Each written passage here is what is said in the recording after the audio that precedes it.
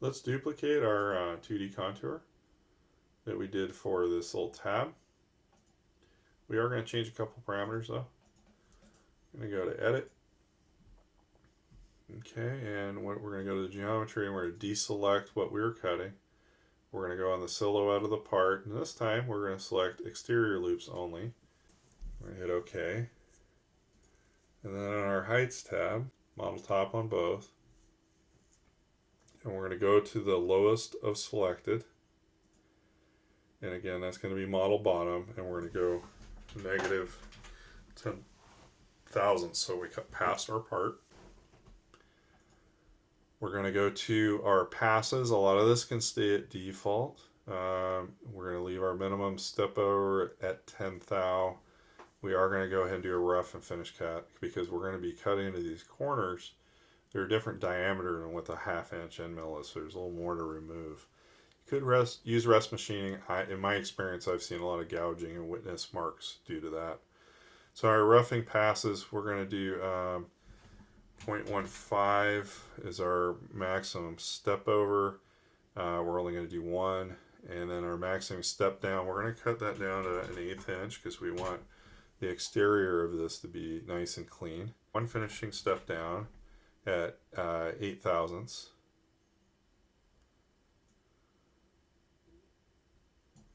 We will go ahead and finish at final depth so we're consistent with our other cuts. We're going to use even step downs. And I believe we can turn on the smoothing deviation at 4/10. We're going to our linking tab. We're going to use a horizontal lead-in radius is fine. We can change this back to 90 for what we're making. So lead-in sweep angle. And we're going to leave the rest at default. Select OK. And we get our 3 roughing cuts and a finished cut at final depth. And so we have the majority of this side cut. Now we have chamfers to do. At the time of this recording, this is what worked. Okay, so we're going to go to 2D. We're going to do 2D chamfer.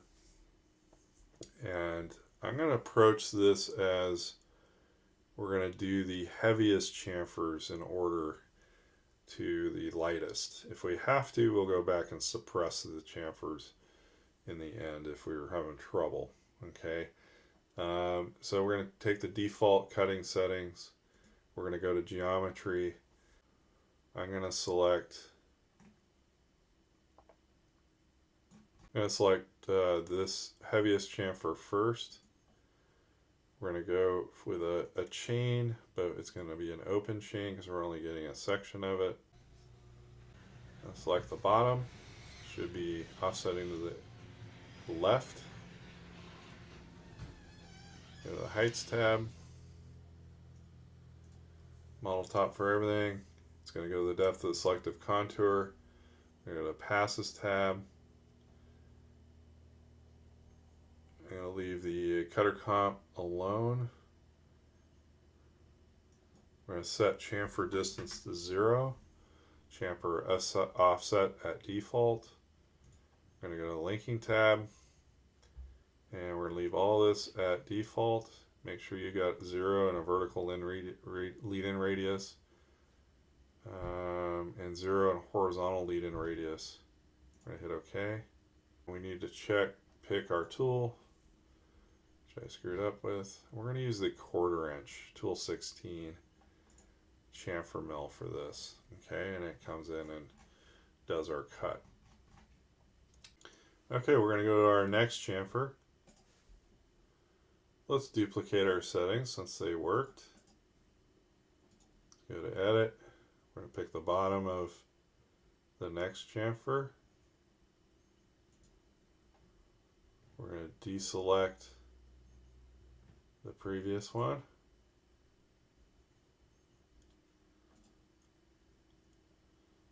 And it cuts our chamfer. Now I'm breaking these up into individual units mainly because the chamfer tool in Fusion is very finicky. If you're not able to get it to select off bottom, use top. Okay, so now we're going to duplicate this routine one more time. And let's check the bottom of the chamfer that goes around this rim here.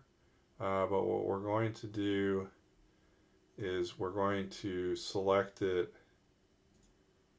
as a open loop chain, and we're going to pick the entities that make up the loop.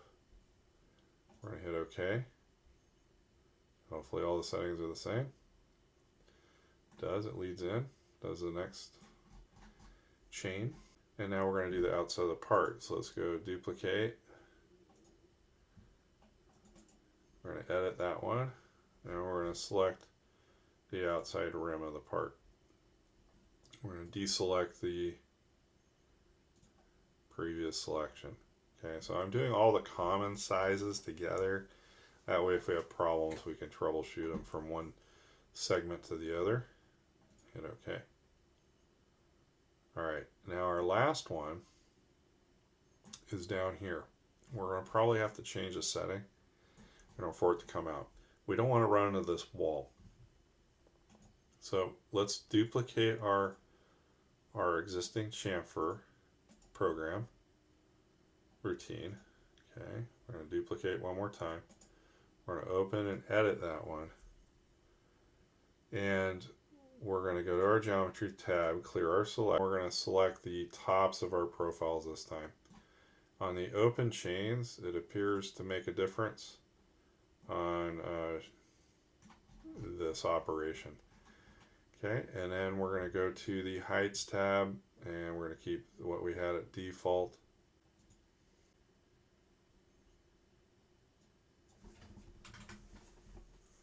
We're going to set chamfer offset at 20, a little bit shallower, and we're going to do our chamfer clearance. We need to set that at 5,000 so we don't run into vertical walls. Alright, we're going to leave our other default settings the same as what we duplicated, and we're going to hit OK.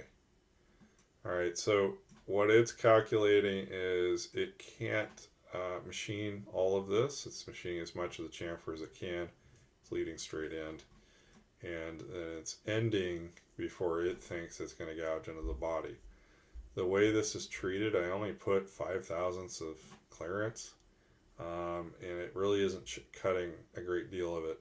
We're going to rely on our tumbler to round those features off, but I think it could cut more than that. And again, caveat, the instructions for cutting chamfers changes faster.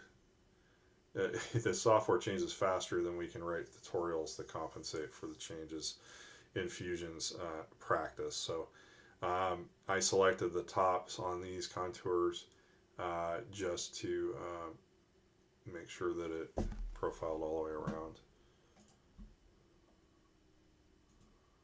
All right, so that is it for side one of this part.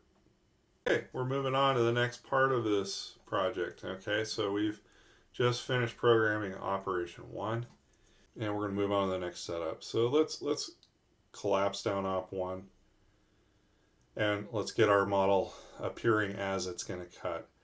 So the next operation we're going to cut is actually not op 1, but the soft jaw for it. So let's make our soft jaws visible, the vise for that operation visible, and we're going to make the vise we just used invisible, and we're going to flip our view around so we can see our part the way it would be held in the vise. Okay, and let's plan this out. So the material is really not going to look like this. It's going to be machined down like a mushroom to about where my cursor is, that height. And then we are going to machine a pocket to hold this part. And so we're going to base that off the outside of the actual component. So let's do this in sequence here. So we're going to make, for now, we're going to make both the stock and the actual part invisible, because we're going to be machining these jaws. So let's go to setup, and we're going to make a new setup. And we need to deselect what is our model. Okay, so we're going to select our model as our two components of the jaws. Then we're going to go to stock, and we're not going to use from previous operation.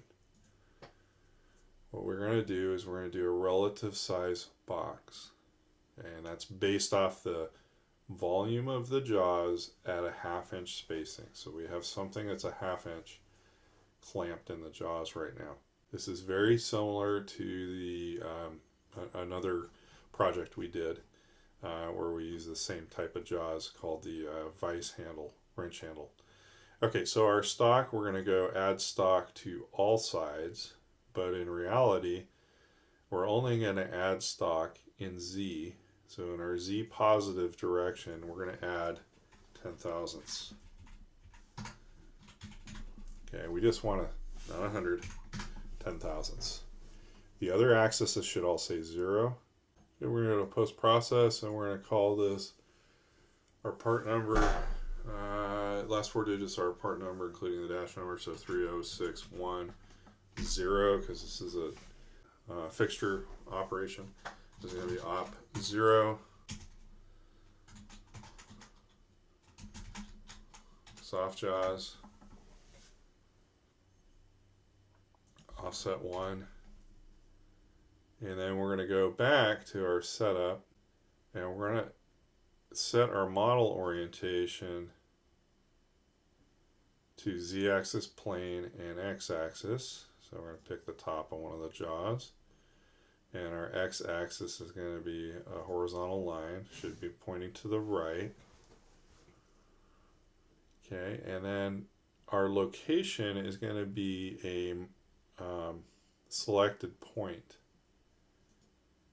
So we're going to go in and we're going to set our origin on a corner of our soft jaw. Now, right now that's embedded in the part. So it's important when we set this up on the machine, you're going to need to do a 60 thousandths X shift and a 10 thousandths Z shift, and then this will all cut in the right place.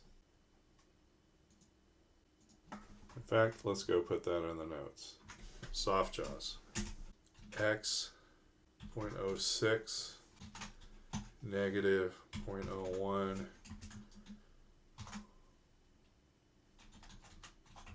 origin shift from stock corner.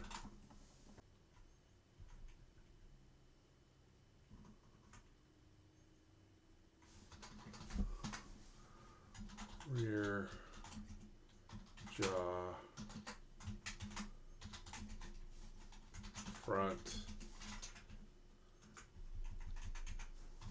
left corner.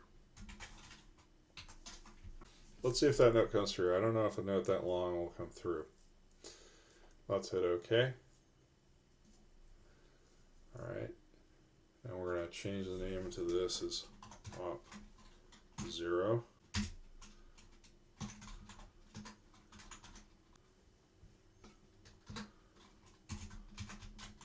Soft jaws. Okay, just so that we're sure that that's a fixture. Alright, so our first operation is going to be to do a facing. We're going to do a facing, and we're going to select our geometry as both faces together. We're going to use from our VF1 library, we're going to use the tool 1 as our 3-inch flat face mill. We're going to bump our RPM up to 3000. We're going to go to Geometry tab. We're going to keep the default outer perimeter of what stock is calculated. On our heights, it's going to be stock top, stock top. The bottom is going to go to model top. That's fine. On our passes, we're going to do a pass extension a little bit farther of 1.75, so we go a little bit farther past. Our step over at 2 inches is fine. And then we're going to just do one depth. We're going to go to the linking tab. We're going to remove the vertical lead-in radius. And then we'll leave the rest at default. Hit OK. So we get a couple passes to machine off the face of both jaws. Then we're going to go to 2D and we're going to do the trace command. We're going to switch. And in this case, I'm going to go ahead and use the 1/4 inch chamfer to be just consistent with the chamfer mills we're using. We're going to select it. We're going to keep the default settings. We're going to go to geometry. And I believe we should be able to expand our sketches on the 2 jaws.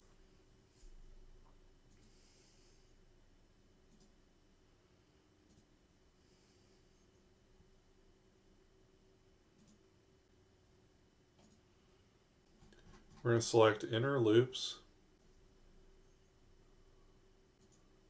go to sketch profile, inner loops, and select our other sketch. Okay, and it looks like it's gotten everything between those 2 except for this triangle over here on the left. So we're going to go ahead and select that profile as well. Okay, we want to select only inner loops because we don't want to cut around the outside of the actual jaw. They may not be quite aligned where we need them to be for that, and it's not going to cut much of a chamfer. Okay, so then we're going to go to heights, and we're going to go from model top on both of these. Passes. We're going to deselect chamfer, and we're going to put an axial offset of -5 thousandths, which should just skim the material top. Go to linking tab, leave everything at default, and hit OK. Okay, so we should have engraved 5 thousandths deep, so really shallow. If they don't show up, you're going to need to maybe adjust the machine. Okay, so we should have our facing and then our trace. Now we're going to do a cut on the side to qualify this edge as origin. So we've cut the face down to where our origin is. Now we need to do a 2D contour, and we're going to use, from the VF1 library, we're going to use the 1/2 inch end mill for that. And then we're going to go to geometry and we're going to select the line on the rear jaw. I'm going to right click and go on edit. And now what this does is open up some menus that used to be on this tab, and we're going to do an extension. So we're cutting from this edge, but we want it to continue past on the other jaw. So our distance between here and here is 1 inch thick jaw plus a 1/2 inch plus another 1/2 inch. We need to extend by 1.5, and you'll see a hidden line going where it's going to extend the cut beyond, and it adds the lead-ins and lead-outs onto this. So let's hit OK. We're going to go to heights tab. We're going to leave this all at default. We're going to go to selected contours. We're going to do wear compensation, and then we're going to do a roughing pass. Maximum step overs is kind of a moot point because we're just going to do 1, and we're going to leave 20 thousandths for that finish step over, and we'll do multiple depths, and we're going to do 0.25 for the height on those depths. We'll do 1 finishing step down in Z at 8 thousandths, and we'll finish on final depth. The rest we can leave at default. We're going to go to linking tab. We're going to get rid of our vertical lead-in radius. And instead of a sweep angle of 90, we're going to put in 0. We're going to be coming in straight in, and we don't really need that long of a lead-in. And we're not going to have a horizontal lead-in radius in that case. But we do need to bump in our linear lead-in radius to more than half the diameter. So it's going to be 0.23. Okay, I'm sorry, 0.26 would be a little over half a half-inch end mill diameter. And we're going to hit OK. Alright, so we get a couple passes on there. Clean it up. You do need to watch this very closely on the mill. We don't want to run into the steel jaws. Okay, so we've now done the basic part of the soft jaw, which should be the same for whatever job you're doing.